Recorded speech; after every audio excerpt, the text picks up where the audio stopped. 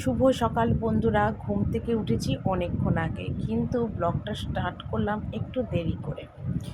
তো দেখো, এখানে ছেলে ঘুম থেকে উঠেছে, চা টা খাওয়া কিন্তু আমাদের সবার কমপ্লিট হয়ে গেছে। তো চা খেয়ে তারপরেই কিন্তু ভিডিওটা স্টার্ট করলাম। অন্যদিন অন্যরকমভাবে ভিডিওটা স্টার্ট করি। আজকে দেখো, ছেলে ঠাকুর ঘরে থেকে জল নিয়ে তুলসী গাছে জল দিচ্ছে। ওর বাবা বললো যে একটু তুলসী গাছে জল দিয়ে দিতে। সেই জন্য ছেলে দেখো ঠাকুর ঘরের বারান্দার কল থেকে জল নিচ্ছে আর নিয়ে তুলসী গাছে জল দিচ্ছে। তো ভাবলাম অন্যদিন তো আমাকে নিয়েই ব্লগটা স্টার্ট করি, আজ নয় ছেলেকে দিয়েই আজকের ভিডিওটা স্টার্ট করি।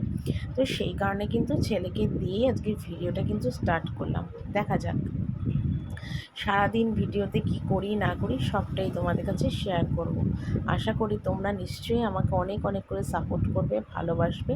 আর তোমাদের সাপোর্ট আর ভালোবাসার জোরেই কিন্তু আমি এতটা দূর এসেছি।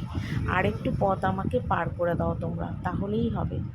জীবনে এইটুকুনি তোমাদের কাছে চাওয়া। হয়তো বলতে পারো যে আমাকে চেনো না, জানো না, তাহলে আমাকে কেন তোমরা সাপোর্ট করবে? কিন্তু ইউটিউবে তো তোমাদের মতন মানুষরাই সাপোর্ট করে বড় বড় ইউটিউবের জন্মায়, বলো। তোমরাই তো সব বড় বড় ইউটিউবারদের জন্মাতে সাহায্য করো, তাই না বলো? তো যাকগে, সকাল সকাল দেখো ছেলের জল দেওয়া হয়ে গেল। আর মাকে দেখো একটু ওটস করে দিলাম। মা এখন ওটস খাচ্ছে। মার একটু ঠান্ডা লেগেছে, শরীরটা ঠিক ভালো না, তাই জন্য নিচে যেতে বারণ করলাম। বললাম তোমাকে আর নিচে যেতে হবে না, তুমি ঘরে পাখার তলাতেই শুয়ে রেস্ট করো। আর মাকে দেখো ঘরে একদম এনে ওটস দিলাম। তো তাই মা বলছে যে আমার শরীর খারাপ হলে বাড়িতে কেউ দেখার নেই, একা একাই রান্না করে চা করে খেতে হয়, মুখের সামনে জল দেওয়ারও কে নেই, কিন্তু তোর এখানে আসাতে সব কিছু তুই আমার মুখের সামনে দিচ্ছিস, জল, খাবার, বিছনা, শোয়া, সমস্ত কিছু। মা কী করবো, যেটুকুনি পারি করি। ওখানে তো আর গিয়ে তোমায় থেকে করতে পারবো না, এখানে রয়েছে এতদিন, তাই তোমাকে করছি। মা খুব খুশি, মনে মনে হয়তো অনেক আমাকে আশীর্বাদ করছে। আর মুখে তো বলেই যে তোর একদিন ভালো হবে, তুই জীবনে একদিন দাঁড়াবি, তোর সব দুঃখ কষ্ট একদিন দূর হয়ে যাবে। মা কিন্তু বলে বলে মা বাবার আশীর্বাদও যেমন লাগে, মা বাবার অভিশাপও লাগে, তাই না বলো? তো মা কিন্তু আমাকে অনেক করে আশীর্বাদ করে গো, সত্যি অনেক করে আশীর্বাদ করে। মার এই আশীর্বাদটুকুনি না আমার মনে হয় কি ভগবানের দেওয়া আশীর্বাদ, এইরকম আমার মনে হয় এক এক সময়। যদিও মাকে সেইভাবে যত্ন করার সুযোগটা পাই না, কিন্তু যেইটুকুনি পাই সেইটুকুনি আমার কাছে অনেক। যাতে বেঁচে থাকতে থাকতে তো যেইটুকুনি সুযোগ পাই মার সেবা করার, সেটাই আমার কাছে অনেক। তো মা আমায় সত্যি অনেক আশীর্বাদ করে গো, অনেক আশীর্বাদ করে। আগে এত করতো না, তখন তো ছোটো ছিলাম। এখন যেটুকুনি মার জন্যে করি, মা সত্যিই আমাকে অনেক আশীর্বাদ করে। ভাবি এই আশীর্বাদটা কবে আমার লাগবে, এটাই চিন্তা করি। যাকগে, তো ইচ্ছা করে সবসময় মাকে আমার কাছে রেখে সমস্ত কিছু করার জন্যে, কিন্তু সেই সুযোগটা হয় না, কারণ আমি তো আর একা থাকি না, সবার মাঝে থাকি। আর এখানে তো থাকাটা কেউ পছন্দ করবে না, কেউ মানবে না, না মেয়ের বাড়িতে এসে থাকা। তো সেই জন্য সেই সুযোগটা পাই না, যে কদিন পাই সেই সুযোগে সদ্ব্যবহার করি, বলো। তো এদিকে দেখো রান্নাঘরে এলাম, বাসি জামা কাপড় একদম ছেড়ে ফ্রেশ হয়ে, চাটা খাওয়া তো অনেকক্ষণ আগেই হয়ে গেছে। তো চা খেয়ে ঠেয়ে নিয়ে চায়ের বাসন, রাত্রিবেলায় যে খাবার থালা টালাগুলো ছিল, প্লেট ছিল, গ্লাস ছিল, সেগুলোই দেখো এখন সব মাজছি। কারণ কি বলো তো, রোজ সকালবেলা চা খাওয়ার পরে ভাত বসিয়ে কিন্তু এগুলো মাজা ঘষা করি। তো এদিকে দেখো মাজা ঘষা হয়ে গেল। আর হয়ে নিয়ে এখানে দেখো রান্নাঘরটা একটু ঝাড় দিচ্ছি, প্রচণ্ড ধুলো নোংরা হয়েছে গো। যদি পারি বেলার দিকে রান্নাঘরটা মানে মানে মুছে দেবো।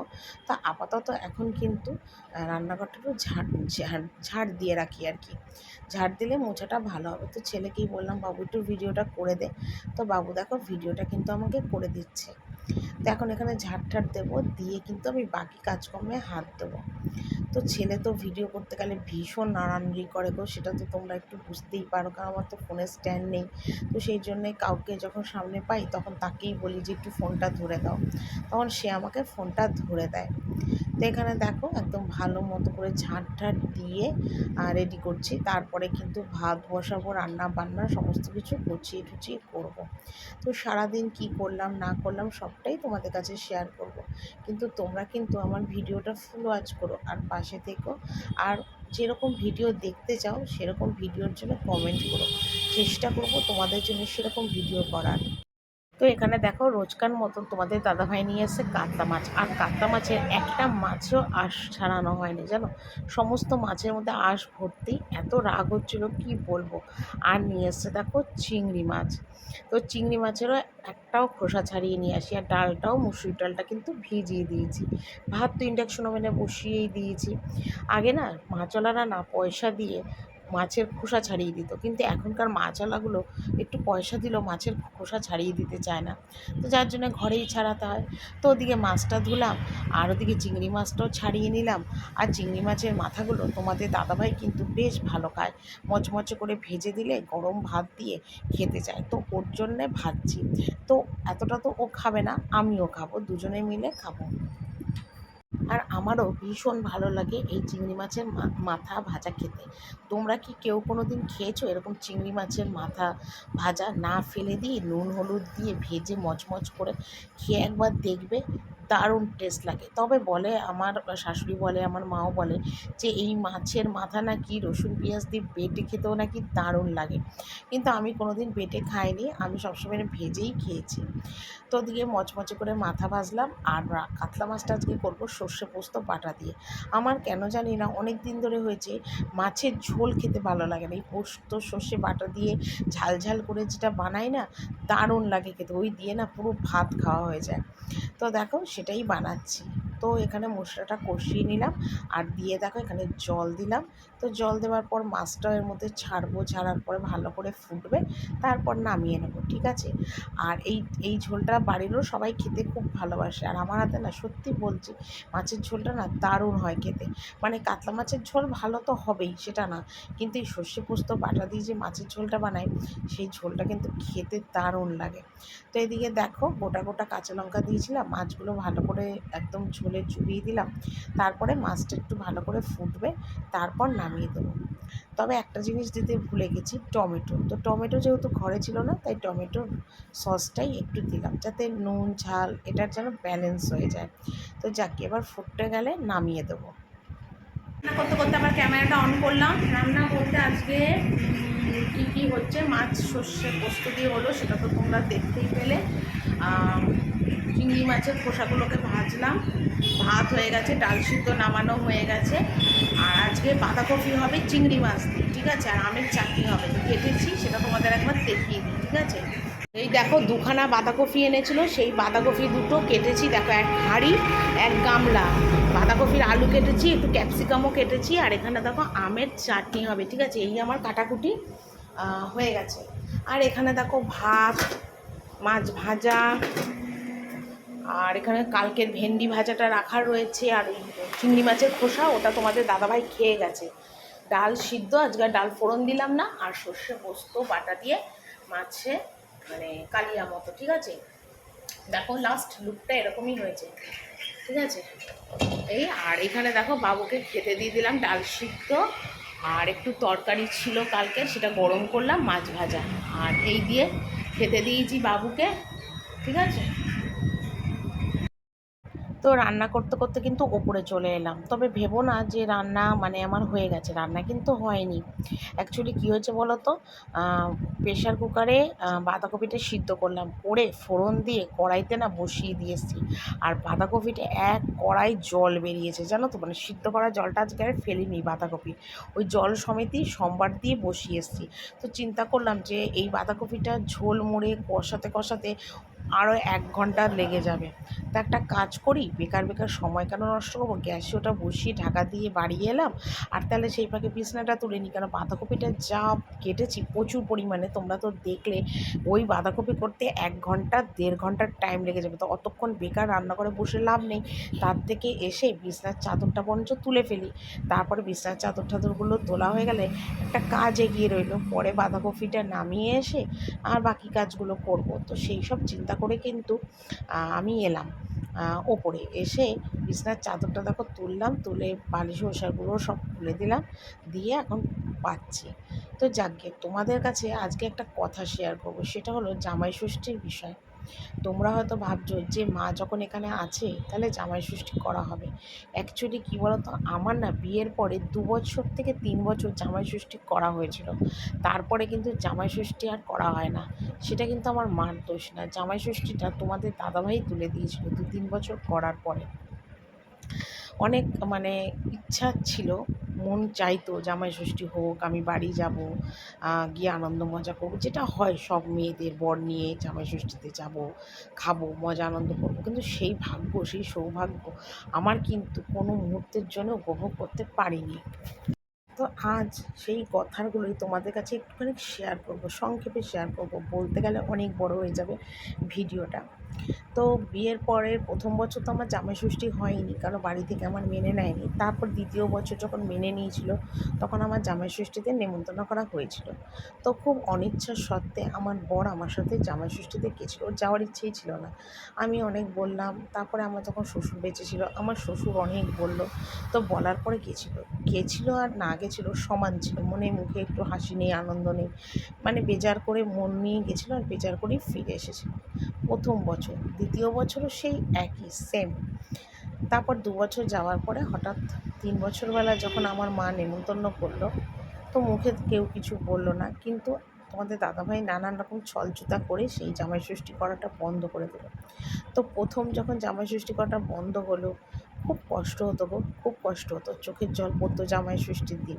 সব মেয়েরা জামাই ষষ্ঠী করতে যায়, আমার জামাই ষষ্ঠী হচ্ছে না, এই ভেবে ভীষণ কষ্ট হতো। আমার ননদেরও জামাই ষষ্ঠী হতো, সবার জামাই ষষ্ঠী হতো, আমার হতো না, ভীষণ কষ্ট হতো। কিন্তু সেই কষ্ট, চোখের জল তোমাদের দাদাভাই কিন্তু কোনো দিন দেখেওনি, কোনো দিন বোঝেওনি যে একটা মেয়ে কী চায় না চায়, ওর মন কী চাইছে। তখন তো আমার অনেক ছোট বয়স ছিল, অনেক ছোট বয়স, তখন এতটা জ্ঞান বুদ্ধি কিছুই ছিল না। কিন্তু এখন এমন একটা দিন এসেছে, একটা সময় এমন এসেছে, আজ আর জামাই ষষ্ঠী না হলেও চোখের জল ফেলি না, কষ্টও পাই না। কেননা সেই জিনিসটা, সেই কষ্টটা না আমার আজ সয়ে গেছে, আর সেই কষ্টটা অনুভব আর করি না, যে জামাই ষষ্ঠী কেন হলো না, মজা করবো, আনন্দ করবো, এরকম ব্যাপার। তো মার খুব এবছর ইচ্ছা ছিল জামাইকে একটা কিছু কিনে দেওয়ার, আর জামাইকে একটুখানি মিষ্টি ফল পাকড় দেবে, পাখার হাওয়া দেবে, এটা একটু ইচ্ছা ছিল। কিন্তু মাকে আমি বললাম, মা যে জামাই ষষ্ঠী নিজে হতেও তুলে দিয়েছে, সেই জামাই ষষ্ঠী আজ আমি আর চালু করবো না। মার খুব ইচ্ছা ছিল, সত্যিই খুব ইচ্ছা ছিল, কিন্তু আমি মাকে জামাই ষষ্ঠীটা করতে দিইনি। কারণ যে জিনিস ও নিজে হাতে বন্ধ করে দিয়েছে, আজ ওর বাড়িতে মা রয়েছে বলে মা জামাই ষষ্ঠী করবে, সেটা কখনো হতে পারে না। না, আমার বাড়ি গিয়ে তো আর জামাই ষষ্ঠীটা করবে না, তো এখানে থেকে কেন জামাই ষষ্ঠী করবে, এখানে থেকে জামাই ষষ্ঠী করা তো মানায় না, না। তাছাড়া আমারও মন ভেঙে গেছে, আর মন আর চায় না, কারণ বহু বছর হয়ে গেছে, 12-14 বছর জামাই ষষ্ঠী উঠে গেছে। তারপরে নতুন করে এত বছর পর জামাই ষষ্ঠী চালু করার আর কোনো ইচ্ছা, মনোবৃত্তি আমার কোনোটাই নেই। তো সেই কারণের জন্য তারপর থেকে জামাই ষষ্ঠী হয় না, আর এই বছর আমি জামাই ষষ্ঠী করি, তার জন্য আমার কোনো দুঃখ কষ্ট হয়নি গো। এখন মনটা এতটাই আমার শক্ত হয়ে গেছে যে আমার আর এইসবে কোনো দুঃখ কষ্ট কিছুই হয় না গো। সব মানে নিজের মনেরটাকে এতটাই শক্ত বানিয়ে ফেলেছি লোহার মতো, যে এর জন্য আর আমার কোনো কষ্ট দুঃখ কিছুই হয় না। তো যাকে দেখো, বিছনার চাদর তুললাম, বালিশ ওষা পাতলাম, তারপর দেখো ঘরে যে জামা কাপড়গুলো বারান্দায় মেলা ছিল সেগুলো সব তুললাম। মার নাইটিটা ভেজা, ওটাকে আমি একটু উলট পালট করে মেলে দিলাম, আর রান্নাঘরের কাজকর্ম করে একদম ভিজে গেছিলো নাইটিটা, তাই নাইটিটাও চেঞ্জ করলাম। তো রান্না বান্না আমার এখনও কিচ্ছু কমপ্লিট হয়নি। কী বলে, বাঁধাকপিটা বসিয়েছি, আর এর ফাঁকে গিয়ে আবার ওপরে বিছনাটাও তুলে এলাম, ঠিক আছে। আর এখানে দেখো একটু গ্লুকন্ডির জল করলাম, করে খাচ্ছি, মানে এত গরম লাগছে, এত ঘাম হচ্ছে, কী বলবো। সকাল থেকে আজকে চা বিস্কুট খেয়েছি, আজকে আর কিছু করে খাওয়ার টাইম হয়নি, কারণ আজকে রান্নার চাপটা একটু বেশি। বাঁধাকপি কাটলাম, তুললাম, সিদ্ধ বসালাম, প্রচুর বাঁধাকপি, দেখলে তো তোমরা। তো সেই কারণের জন্য আজকে খাওয়ার সময় পাই না, গলা একদম শুকিয়ে যাচ্ছে, পাচ্ছি না। সেই কারণের জন্যে এই যে একটু গ্লুকন্ডি করে ভাবলাম যে একটু গ্লুকন্ডি করে খাই, তাহলে শরীরে আরও তেতে যাবে। এখন ঘড়িতে বাজে 3টে, আমার এখনও রান্না বান্না হয়নি। গ্যাস মুছবো, আর টুকটাক যা বাসন মাজা ছিল সব মেজে ফেলেছি, বাসন গুছোনো ছিল সেগুলো গুছিয়ে ফেলেছি, এগুলো সব হয়ে গেছে। শুধু বাঁধাকপিটা নেমে গ্যাসটা মুছবো, রান্নাঘরটা একটু ধোবো, তাহলে কমপ্লিট, ঠিক আছে। তারপর আবার ওপরে কি ঘর টর মোছা আছে সেটা তো রয়েছে, ঠিক আছে। চলো আমি গ্লুকন্ডিটা খেয়ে নিই।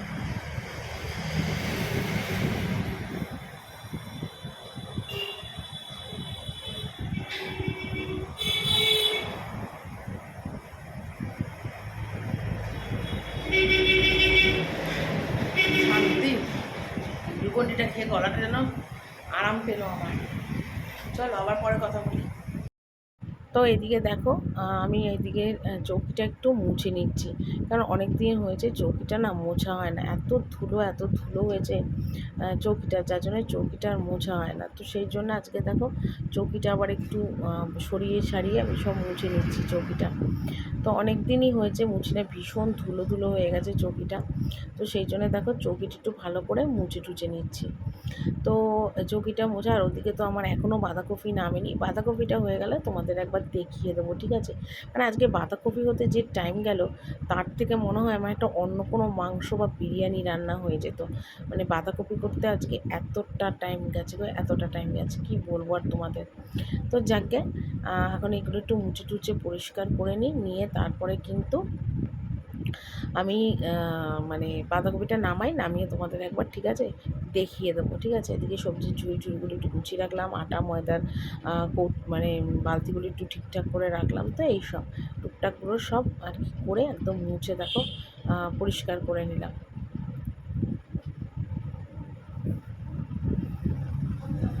কি রান্নাগুলো তো তোমাদের সব দেখিয়ে দিয়েছি। তো বাঁধাকপিটা এইমাত্র নামালাম, দেখো চিংড়ি দিয়ে বাঁধাকপি পুরো এক থালা হয়েছে, ঠিক আছে? তো চলো বাঁধাকপিটা হয়ে গেল, এবার আমি গ্যাস ট্যাসগুলো মুছি, ঠিক আছে?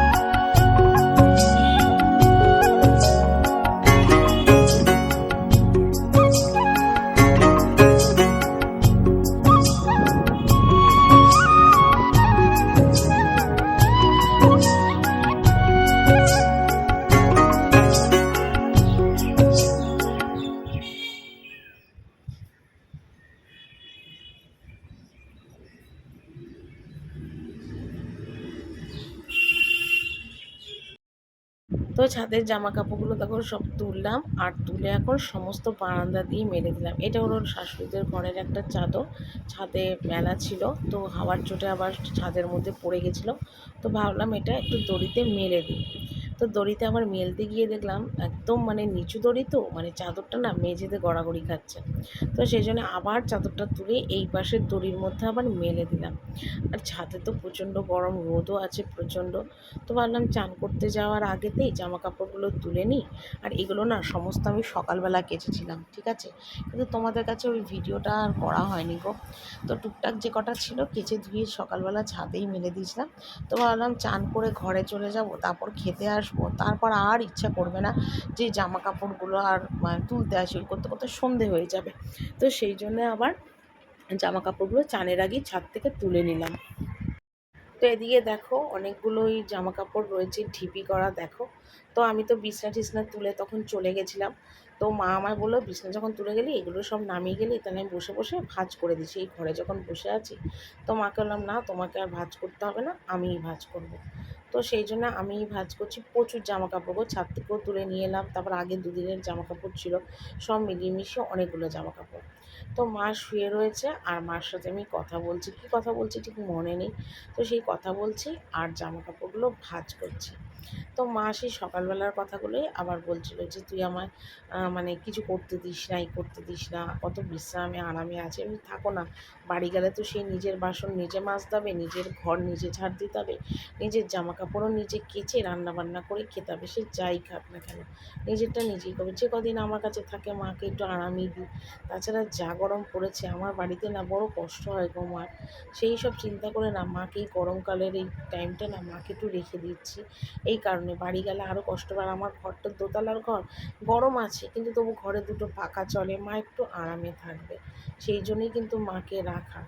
আমার এই ফিলিংসটা না সত্যি কেউ বোঝে না গো, কেউ বোঝে না আমার কষ্টটা, আমি কি চাই না চাই কেউ কোনো দিন বুঝলো না গো।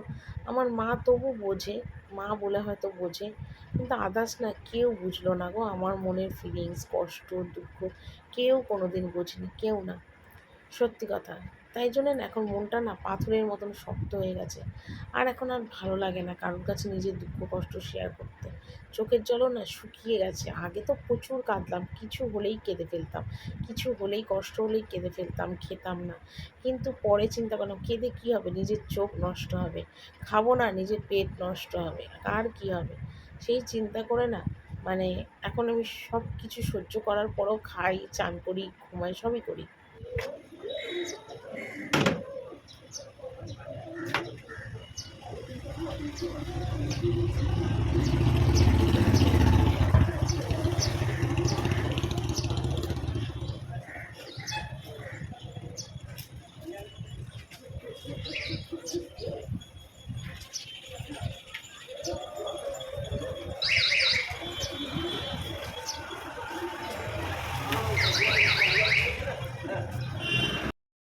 তো এদিকে দেখো বারান্দা মোছা হয়ে গেল, শাশুড়ি ঘরটা আগেই মোছা হয়ে গেছে, সামনের বারান্দাও মোছা হয়ে গেছে, বাকি রয়েছে শুধু আমার ঘরটা। এবার এই ঘরটা মুছবো, মুছে যাবো সোজা চানে। এত গরম লেগে গেছে, এত গরম লেগে গেছে কি বলবো, মানে প্রচণ্ড গরম লেগে গেছে গো। তো যাকে এখন গরম পড়েছে, তো গরম তো লাগবে, কিছু করার নেই। মানে এত গা হাত পা চিরবিরানি করছে ঘামাচিতে, কী বলবো, আমার সারা গা দিয়ে, মাথা দিয়ে, কপাল দিয়ে, গলা দিয়ে ঘামাচিতে একাকার অবস্থা গো। কি বলবো তোমাদের, সারাক্ষণ গা হাত পা চুপ করছে। আর খালি মনে হয় কি জলের মধ্যে বসে থাকি ঠান্ডার মধ্যে, কিন্তু কিছু তো করার নেই। এবার যাব স্নান করতে সব কাজ সেরে। তো স্নান টান করে দেখো চলে এলাম ঘরে। আর টুকটাক যে জামা কাপড়গুলো কেচেছিলাম সেগুলোই সব দেখো এখন বারান্দার দড়ি দিয়ে মেলে দিচ্ছি।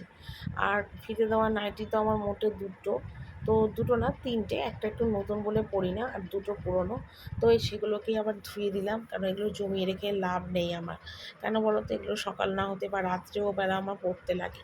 আর এখন আর অন্য কোনো নাইটি পরতে পারলাম না, তার জন্য এই রংচটা পুরনো নাইটিটাই পরলাম। এত গরম লাগছে কি বলবো। তো সেই কারণের জন্যে এই পাতলা ঠাতলা নাইটিটাই পরলাম। তো এখন একটু জামা কাপড় মেলে দিই, মেলে একটুখানি চুলটা আঁচড়াবো, সিঁদুর পরবো, একটু রেস্ট করবো 10-15 মিনিট, তারপর যাবো খেতে। তো চলো বন্ধুরা, আজকের ভিডিওটা এখানেই শেষ করছি। কালকে একটা নতুন ব্লগ নিয়ে আবার চলে আসবো। টাটা।